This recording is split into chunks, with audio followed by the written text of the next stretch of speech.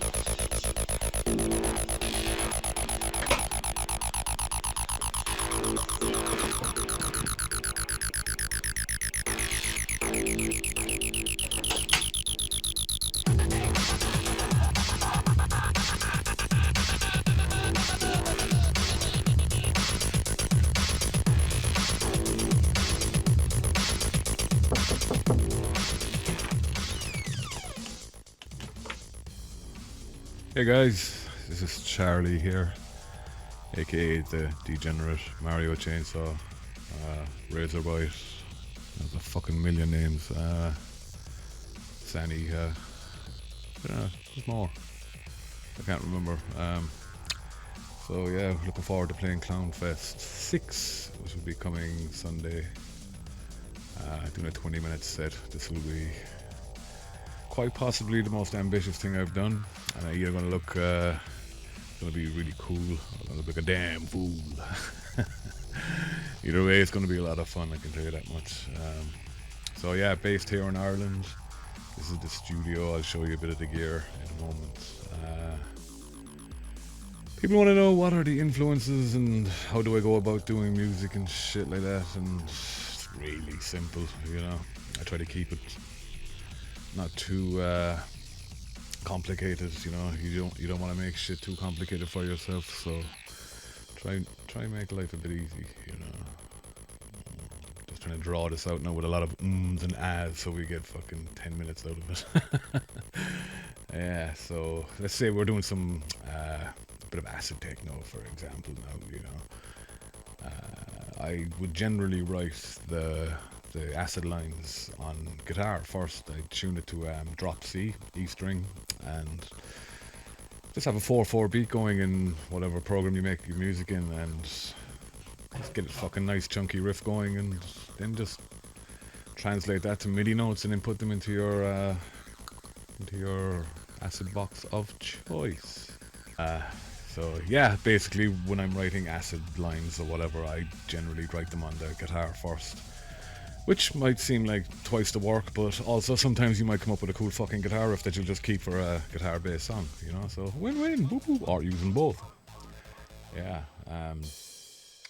Influences then, down through the years, it's nearly always metal stuff, you know? And more importantly, it just has to have a fucking groove to it. I mean, there's time and places for all genres of that stuff, or sub-genres, should I say, but I honestly feel like stuff like first two White Zombie albums, fucking killer. First two Machine Head albums, really good. Pantera, jeez. Soundgarden as well, great stuff. Yeah, super psychedelic as well, and very doomy, you know. People kind of tend to forget about that. All they think of is just what was on the radio, which happens with most bands, really, you know. Bands tend to be generally better than the singles they put out for the most part. Deep cuts and all that kind of shit. As regards the breakbeat kind of stuff I do, I suppose, the old rave stuff, you know, stuff that kind of makes you go, fuck. That's the kind of music I like. And like, I kind of try to put that into it in some degree, as Mark has pointed out. Like, he loves the way that I can draw, or I would draw out a build up just a little bit longer, you know, because you know that fucking yeah feeling. That's what I try to do it anyway, and if I pull it off, well and good. For some reason, I have no idea why the DAW stopped recording. Fuck's sake. So if you saw my face look a bit panicked there, that was why. So yeah, so we're just talking about the breakbeat stuff, which would involve kind of, I don't know, just the general UK rave scene from about anything from 89 up until about 90, 93, 94, that way. That kind of sound is really fucking cool, you know. That was before stuff started getting really compartmentalized into different genres and everything. It was fucking rave music, you know. Yeah, so yeah. Talk. What do you think for someone who's full of shit online that I'd have more to say? We'll do a little quick tour of this fucking studio. We used to call it the Toxic Meth Lab. I say we because I'm fucking psychotic. There's more than one person up here.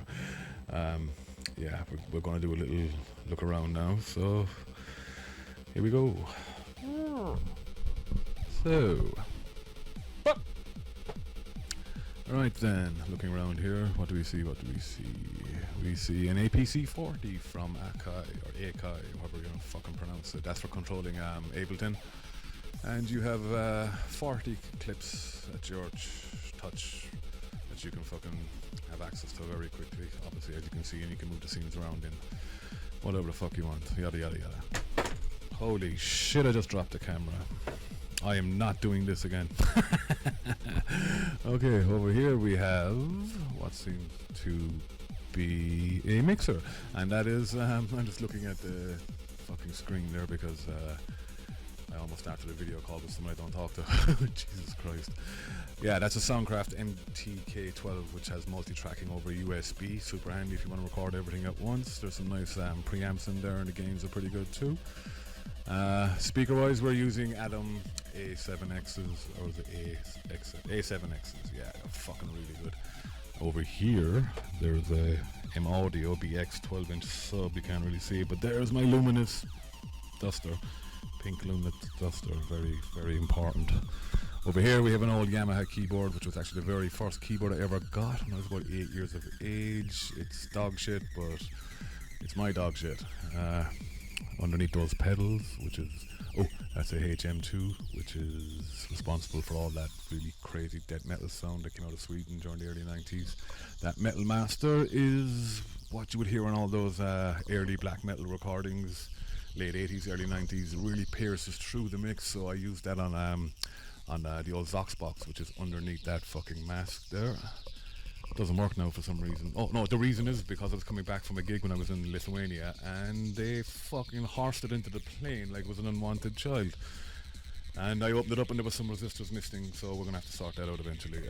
Over here we have an M Audio Venom synth, which is basically the most expensive MIDI keyboard I ever bought. It's crappy enough. It's very harsh sounding, so yeah, stay away from that one if you can. Trying to get the mic to follow me here. Behringer Neutron, which is fucking fantastic. That was actually a birthday present. I turned 40 recently. Yay! Happy birthday, me. But yeah, if anyone looking to get into modular synthesis, I would advise. Yeah, fucking definitely go for this one. It's around 250 quid. You can get some fucking nasty shit out of it. Over here we have a Freebase. What's it called? FB383, which is just another fucking TB clone. It gets really creamy sounds out of it, though. I like it. It's got that fucking which it does really well. If you know what I'm talking about, well then you'll be really happy with one of these. You pick them up for about $100. Here we have an RD9. Ooh. Just a clone of a 909. It goes tum tum tish tish tock tock boom boom. Really good.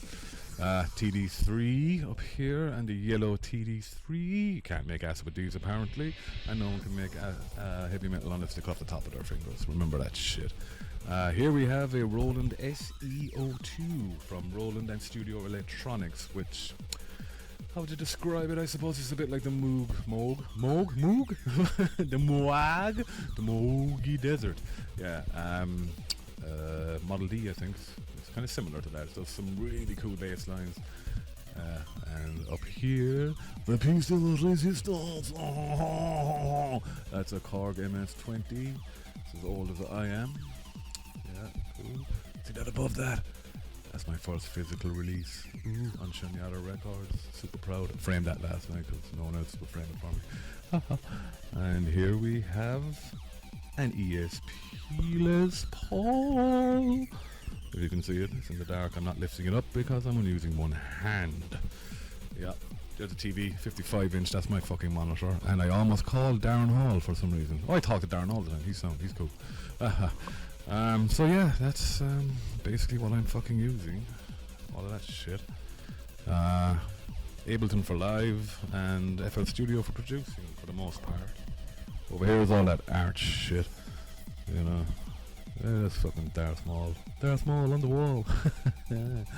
Oh yeah, I put all this shit up to stop the sound sounding so crappy. That's why I don't use headphones, Mark. Oh, that is, what's his fucking name? Galactus? Yeah, that prick, I drew that. Not my original idea, though. I just copied someone else's because I wanted it on my wall. I wasn't willing to pay about 600 quid for the print. There's a whole bunch of video game shit. There's another guitar behind me there. It's a BC Rich Warlock with a Flight Rose tremolo bar, which is an absolute fucking nightmare, and that's why it's behind me. Up here we got some Spider-Man shit, Batman, and Judge Death over there, of course. And the Necronomicon. That's where I get all my ideas from. So, yeah. So, thank you for watching all of this. I am your lung. I am your friendly neighborhood degenerate, and we'll be seeing you very soon playing some fucked up shit. Ah, nah, it won't be fucked up. It's just some cool acid breaks with a little bit of a surprise towards the end. So, yeah, cool. Ciao, Bella.